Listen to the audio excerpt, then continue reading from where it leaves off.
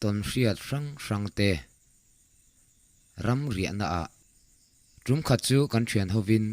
zing lama vahui len zarin kan riaka kan ram ria na hi a hla ang reng hle a zing taka thovin vahui len kan zara chhun lama te chuan om ha damin tlaya kan zar le thina vo in po chu tiang tho chuan kan ti ani zan lama chuan a thenin ram ar riak an ena a thenin chak ai kan man bok buk lama kan ho nu chuan kan thian te po chuan ram ar chu an lo kap nual mai keini po in chak ai ot ni khat chu kan mana vahui kan man to sanen in sem tur chu kan nga le ani dam chuan nak tuk jing le tlai kan zar le chuan zan lama chak ai man bela atu ka ho tum kan ni a chutia kan chak ai chit kan ho chawa tanga reivak lova chuan kan thian pa pakhat chuan chak ai e kha ta lo mule khonge kan ro te ang ati a kan jing ami chuan ram re a chak ai ro a thalawan ti kha alo ti vata a ho mai mai tun la ya engma ani to lo indoi e mai a ti chung chuan a ro lui ta thowa pum nga vel don chu a ro ani a ro min nu chuan tuma chu in sum thei kan om chuang lo kan ei puile ta thowa ma se le chak ai po kan le e zo lawang ti chuan ar silang uar ti lo chuan thli a thovu vuk mai le kan meng thra hlom maya a chan churam re a chak ai ro a thalo ti kha a hre tu vek kan ni si a thli thovuk vuk chu a re a ma se kan tapa mai la nung che chu thok le khata aron al sang thut me ni chu kan phuna salutuk chu kan in nem deuh noka ma se re ya al lo chutia kan buai deuh lai zo chuan kan zinga pakhat chuan kha chak ai ro a thalo kan ti kha ati su a pakhat la in por devin e ve thoka ati let bok chutia anin hnial lai chuan le kan thlam chu a in soi ta lui mai chutia a in soi pa chuan kan thlam chu mihring som ni vel do nina an kal hual ang hian a om reng bok kan zinga upade uber chuan a tur thei ta lo theile theilowa tho chuakin asilai bangkilat lu chu awachara pon lam hoi chuan akap thuai maya chu vele thlam soi chu are mak maya mihring tlan cheri de nok ang hi ari huaw ho me ni ram hoi ho chuan silai puak chu lawin an tlan chiange ni an re ta mak mai akap tu pala chuan kha ani mai lom ram hoi no dar dan te chu ati vela ati zia phian ama de khan lo ka turania kan lo ti vata aro tu pa berla chu lau thabar ti hriat tak hian akil lama chuan alo meng hra mai kan han fiam zawa ram hoi te chu a lo om hlei nem kan ti a kan han mel zau chu ameng rum thakher mai chutia thomte are ta ka chuan kan mut hloma mut pa te chuan kan la ti a kan thil ton vel te chu kan sei khoma chak ai ro tu pa berala kan chai zeu zewa anila atong du der to lo atum de muk to mai ani chutia eng thol de wa kan ti lai chuan kan ria na lampana mihring lo tong de nok thomi kan ria a tu tenge niang o kan ti lai chuan kan thlam bulan ron thlen don chuan thom chu are le dei maya chuta le kan mut na chu engemaw tui hian aron the thot maya awi thang em le ngal kan han en chiang chule thi sen hlir alo ni kan tre thot nge chu vele chuan kan thlam hual chuan za em hian min han nui tak me ni chu mi som ni rual vel mu thei si lovina min nui tak mai chu omanuam du lo le maya kei phei chu an nui chuan ka tiril afana ka lau le ani ho mei te chu ka du a chutia mi nui char lai chuan kan thlam chu ama an soi ai na sa khan an lo soi le ani chu chutia an soi lai te chuan a ai uar chuan an nuya om zong anuam mol lovani kan zinga upade uber silai ka puak tu boka khan asilai chu ban le in ka le men tuma apuak thei ta reng lo meya chutiang te chuan an nui ati zating nge ni an nui ring tul mai ani pu in ti ngai na dang a hre to lovani ange ho meyang u ati taringota kan in siam sok soka azana zan chuan kan ho tarengot ani kong tluan deuh tho chuan kan chak ai ro tu pa chu kan haw ani ringot pi putena serle sang an lo nei te pi putena a thalove ti lo tur an lo ti hi chu lo ti lo hi a thaber ani hi avai vai chuan thleng lo ma se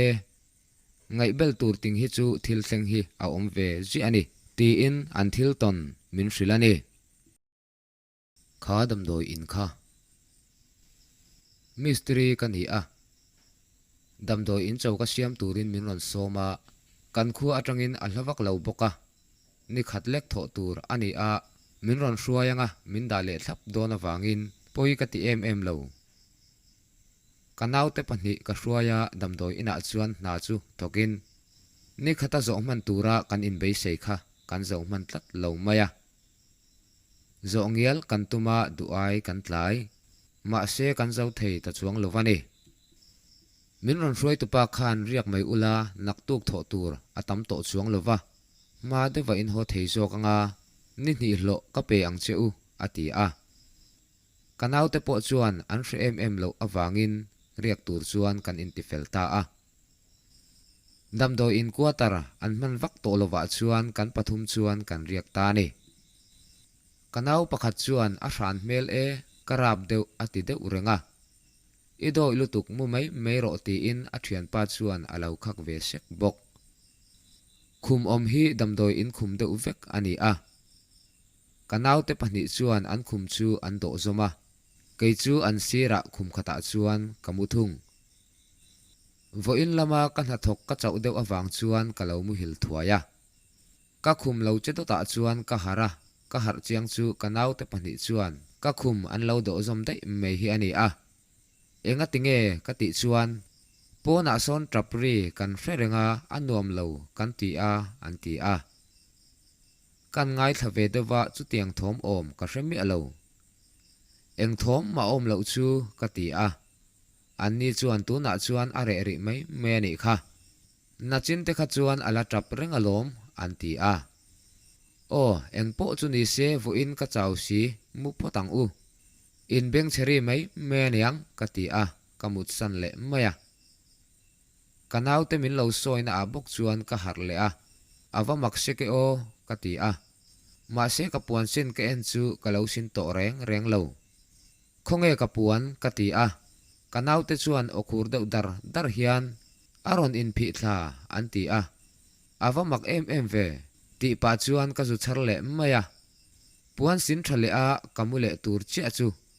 pona chuan trapri chu aron om le ta kanau te pani chuan chu tiang che chu alom na china kan hriat kha an ti a engemaw tak chu a om ani hi ka tiril ru a karil ru chuan a hlau vereng maya ma se a upa ber naute hnem tur berena hlau mel ka put chuan kanaute an chi aidon lutuk si a ka in ti huai lui trang ani trap thom ngai thla a kan om lai chuan trap thom chu are a kan ri ana ruma chuan thil atlari rum mai achang le thil in sa chor re te hi alo chuaka chumi mai chu alani lo thil tlari ringot kha chu sazu te po an lo ni theya ma se thil tlari le thil sar ri lo chua la ya mishing in bethom kan hretel khan ani kan makti na ti zual le kan multhi ti dinga min ti hlau tu zok chu kanau te pani chuan an mela chuan an hlau hle to ani ti a hriat theya ka thei ang tok chuan kala thamuan ve chara ma se a to pa chuan a thei to lo kanau pakhat chu atre thota ventilation chu akoka kan han hoi chho chu le ka in sum theina zong ka hlau vek ni mei hian ka hria ventilation atang hian mei che pakhat mel dang vek mit mu chuak pur chuan min lo mel run ani chu ta zet zong nau te mu a ka in ti huai lui thei to thlot lovani kei po chu ka au thota ma se re lang lo abo le ta mo ti chuan thoru min hruai tu pa te in kha panang u kativata tho chu ale tlan chu chu kan rual ngal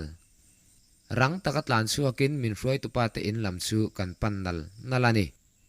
chumi zan chuan an ina kan riaka atu ka chuan ma devin kan ti zowa kan honal nalani eng angan ha tha le hlo tampo min pele don se kha dam do ina kher ka chuan zan riak tur chuan ka thok to ngai lowang ti in an thil ton min hrilani zairi kan khuwa hian khotop lam ko hmor om kan ni a hmor ber kan ni ti ila adik berang chu kan in bula tanga lavak lawa hian mong kung om bok mong hi atira chuan thing ani lova hruiza mani a thingkung lian thadeu te zemin ti chuan azem hluma chu thingring chuan thingkung lian taka achang thin kan in bula mong kung po chu alian le a hetiang thing hi chu alian thin e mawang hian kan kholama hi chuan huai nei tura te po kan langai ani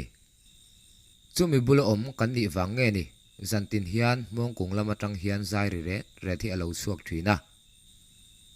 kan in sira chuan zai chungin an local phei thina zai reng chungin kan kom thlang lama chuan an liam thanau na uzel ma se makde mai chu mong kung atang khan an lo zai tana an zai ani ti chu a hriat thei uluk devin ngai thla po ni ila kan in bul an lo thlen thleng chuan an lasak a hriat thei lovani zana te hian an zai ri lo chuana lai vel te hi an zai lai hian ve en thin po ni ila eng ma mu tur om lova an zai ri po chu atop mak zelani ti in an thil ton min hrila lo om em ni lo ma se amak ve ema kalau thai lang tel ve ani e hei hi chu kan khu a fiam thu a ram muain sei thin ani a kan ron chhop chuak ve ange rum khat chu thian pali te hi raman riaka van duai thak tak main an thian pa pakhat chu aboral tal ho mai zan thil te ani si a khuwa ngak varila khovar huna kholama ho tur kan in ruam man don nia anti a an ram ri ana chuan an thian pa ruang chu an lumen top mani chutia men ringot chu mutte a chu ma ema wangin kat khelpa chuan an men puya chutia an kat khel lai chuan an thian pakhat chuan ruang lo che hrut chu a mu a kawazung lokange ati a thau ta dei maya chuta pakhat chuan ruang lo che ve hrut chu mula in ka zuna chuak ati a zung tur chuan a thau ve le ngal chuta hladeu fe an thlen hu chuan an thian pa chu an awa thian pa inhung lam kha en la lo tlan ro anti a an thian pa chuan an hnung lam a en chu an ruang te var pui chu alo thulua wani chu ranglu tukin a thowa an pathum chuan bakle ngin an tlan hota ani a tak tak ani chuan a hlo om ve via wangle ole ka channel lo thlir tu te ka channel hi mi lo like saka mi lo subscribe sak turin ka ngen chu a thei phei chuan mi lo share sak ula dam te kan omani chuan he channel kal tlang hian ram huai thon thu ron ti chhuah chhun jom zel kan tum don nia